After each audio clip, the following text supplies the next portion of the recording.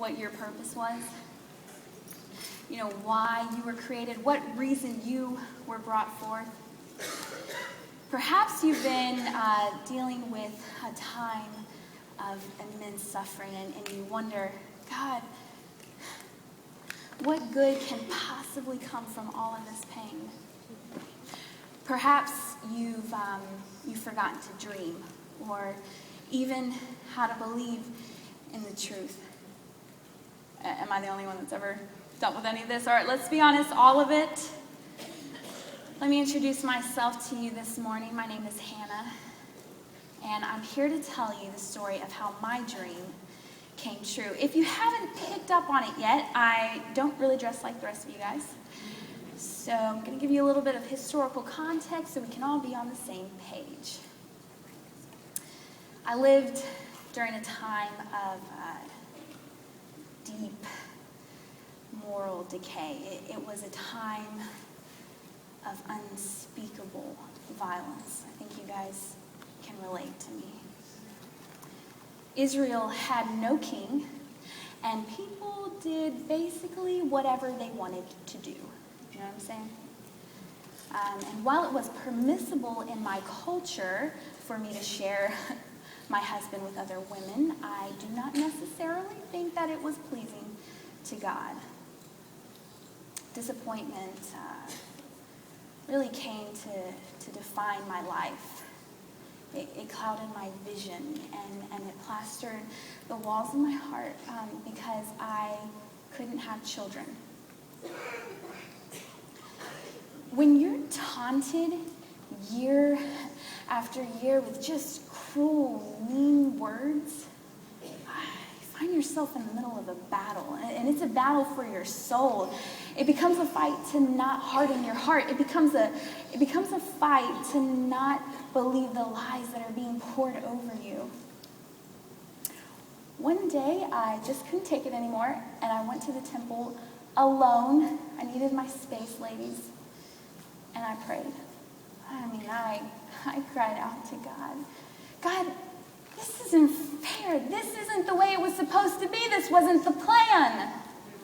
It's not fair that I have to be taunted for something I can't even control. God, what am I supposed to do? After I prayed that, it was like a veil was lifted from my eyes, and an answer came to my heart. Forgive. I was supposed to forgive. Lord, you're going to have to help me with this one. Father, help me to forgive those who have cut me with their words and their silence. And Lord, if we're being perfectly honest, help me to forgive you.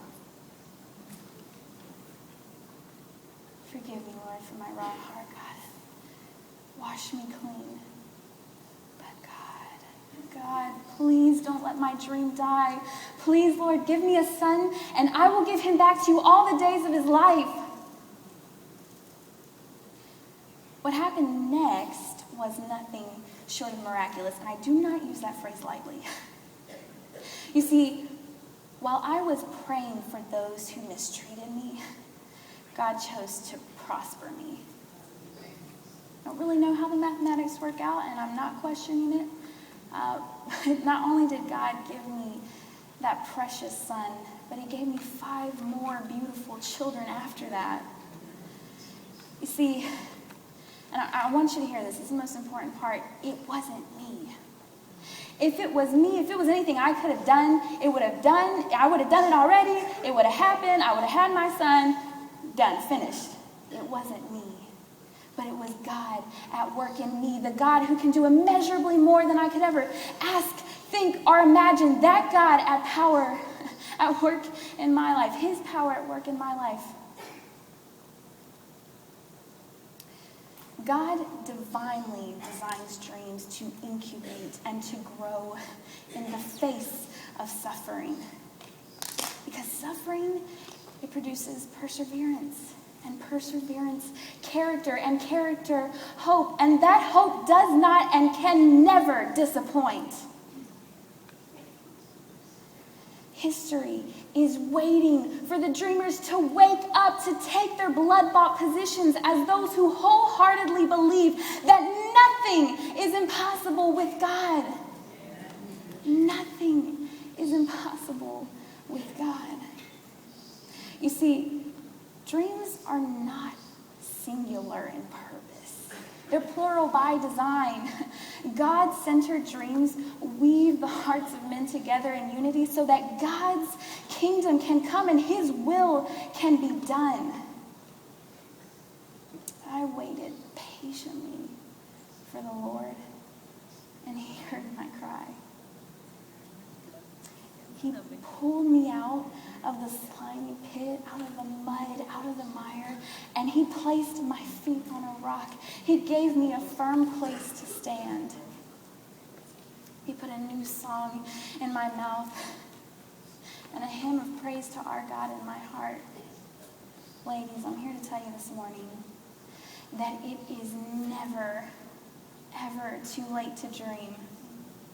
And it is never too late to believe.